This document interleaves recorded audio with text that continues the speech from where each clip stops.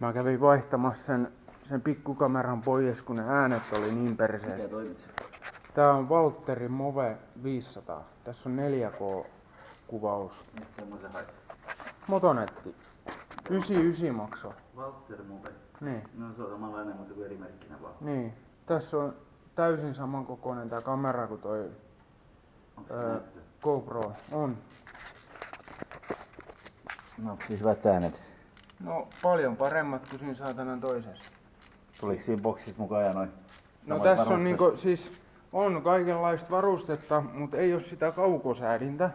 Ja sitten multa puuttuu se imukuppi homma. Siinä ei oo sitä. Mä miettisin just, että onko sulla käyttöä sille, että jos mä ostan se sun pois. Imukuppi, se on mulla aina tuossa auton. Jaa.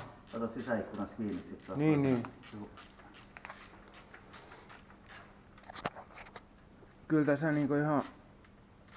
Ja sit niin mun täytyy käydä vaihtamassa, kun tässä oli niinku vissiin 3 niitä